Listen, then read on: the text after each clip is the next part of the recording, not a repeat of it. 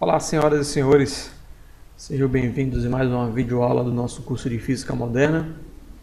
E na aula de hoje vamos falar sobre o que acontece quando se tenta calcular a velocidade, quando se tenta medir qual é a velocidade em um outro referencial, né?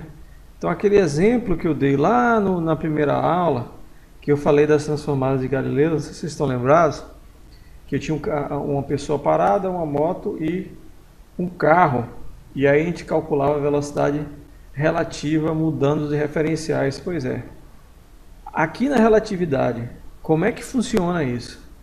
Como é que eu faço a medida de velocidades mudando o referencial quando essa velocidade relativa é muito alta? Na física clássica, essa velocidade relativa ela é calculada de maneira muito simples, né? Basta subtrair a velocidade do evento pela velocidade do referencial. Aqui na relatividade a gente vai ver que é um pouco diferente e nós vamos usar aí as transformadas de Lorentz para chegar a essa resposta, certo? Então vamos lá e acompanhe. Muito bem, temos aqui um esquema, né, que é o mesmo que eu apresentei na aula sobre transformações de Lorentz. Temos um referencial O e um referencial O', e esses dois referenciais possuem uma velocidade relativa V entre eles. Então a gente está considerando apenas um evento unidimensional. O evento, no caso, é o movimento dessa nave, e ela é localizada pela coordenada x no referencial O e pela coordenada x' no referencial O', e a gente já viu qual é a relação entre essas duas coordenadas dada pela transformação de Lorentz. Utilizando aquelas equações, podemos calcular um ΔX, um x final menos um x inicial, para essa situação, considerando as transformações de Lorentz. Então, ΔX dá essa expressão, e o ΔT, uma variação de tempo, utilizando a transformação de Lorentz, daria essa expressão. Então seria um ΔX e um ΔT, seria um ΔX para um referencial e um ΔX para o outro referencial. Como é que essas variações de posição em tempo se relacionariam? Tá certo? Uma vez que eu tenho um ΔX e um ΔT, eu posso calcular então a velocidade, né? Verdade? A velocidade é ΔX sobre ΔT. Então, se eu dividir uma expressão pela outra, tem um algebrismo não muito complicado aqui, não é difícil de fazer. A gente encontra esse termo aqui, e aí o que é que eu vou fazer? A gente sabe, lá da física básica, que velocidade instantânea ela é tomada quando ΔT tende a zero. Então, eu vou fazer ΔT tender a zero, e aí a minha razão, ΔX sobre ΔT, ela vai se transformar em uma velocidade instantânea, e eu vou chamar isso de U. Então, isso aqui vai virar U, isso aqui vai virar U, isso aqui vai virar U'. Então tá aí. A expressão que relaciona as velocidades fica com esse formato, ou se eu quiser inverter a ordem, né? Se eu quiser calcular U em função de U', eu escrevo dessa forma, onde U é a velocidade do objeto com relação ao referencial O, e U' é a velocidade do objeto com relação ao referencial O'. Bom, eu queria reforçar essas nomenclaturas, porque isso é motivo de muita confusão quando eu ministro esse curso, né, para a turma da licenciatura em Física. Vamos prestar bem atenção. O meu problema tem basicamente três elementos: a velocidade do evento com relação ao referencial O', a velocidade do evento com relação ao referencial O e a velocidade entre os referenciais. Então, se você está medindo o evento, ele recebe a nomenclatura U. A velocidade do evento sempre tem a nomenclatura U, certo? Se essa velocidade do evento é medida no referencial O, ele é simplesmente chamado de U. Se ele é medido no referencial O', então ele vira U'. Então, U é sempre velocidade do evento. Se tem a linha, é porque é no referencial a linha. Se não tem a linha, é porque é no referencial O. E V é a velocidade relativa entre os referenciais. É muito importante vocês fixarem essa ideia, porque isso pode ser motivo de complicação, tá certo? Ou quem é o referencial O e quem é o referencial A', vocês podem escolher o que vocês quiserem, porque essas equações são simétricas. Eu posso inverter o que eu quiser, vai dar o mesmo resultado. Mas é importante que você, uma vez definido quem é o referencial O, a medida de velocidade naquele referencial é o meu U. E o outro referencial ao qual eu quero fazer a transformação, ele vai ser o meu referencial O' e minha velocidade vai se chamar U'. Então é muito importante vocês lembrarem disso, né? A gente vai ver alguns exemplos que tem no material que usa muito essa coisa de quem é U, quem é U', e isso pode confundir um pouco. Mas basicamente a transformação ela é feita dessa forma aqui, certo? Vejam que se a velocidade entre os referenciais for muito pequena, né, se V aqui tender a zero, esse termo todo vai tender a zero, esse denominador aqui da fração vai ficar igual a 1, né, porque eu vou ter 1 menos 0, e a minha transformação de velocidades fica igual à transformação de Galileu da mecânica clássica. Olha que coisa interessante, né?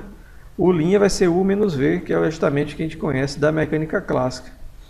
Então, de fato, existe um fator de correção relativístico na mudança de velocidade entre referenciais, certo? Uma vez que a gente sabe definir agora como transformar a velocidade entre referenciais em movimento, podemos estimar como fica o momento relativístico nessa conversa toda. Quer dizer, se eu estou medindo um evento em um referencial diferente, como é que fica o momento linear? A questão do momento linear é muito mais importante porque envolve um dos princípios fundamentais da ciência, que é a conservação do momento linear. Então, como a gente viu lá na discussão de relatividade, não pode o princípio de conservação do momento linear não pode ser quebrado com a mudança de referencial. Não pode haver um outro, digamos assim, outra quantidade de momento linear se você simplesmente mudar de referencial. A física ela não pode mudar. Então, para fazer a correção relativística do momento linear, é preciso que a gente tome cuidado para que o princípio de conservação do momento linear não seja violado, uma vez que a gente viu que a mudança de referencial pode variar a velocidade, não é verdade? Variar a velocidade significa variar momento linear. Então, como é que a gente resolve esse problema? Bom, da seguinte forma, nós vamos admitir que o momento linear de uma partícula é definido pela sua massa vezes a sua velocidade, e essa velocidade é calculada com o tempo próprio do evento. Então, para medir essa velocidade, é preciso que a gente adote e use apenas o tempo próprio, que é aquele tempo medido pelo referencial que está em repouso em relação ao evento. Tá certo? Então, o momento linear relativístico ele é caracterizado por isso, é definido por essa característica. A velocidade é medida utilizando-se o tempo próprio do evento.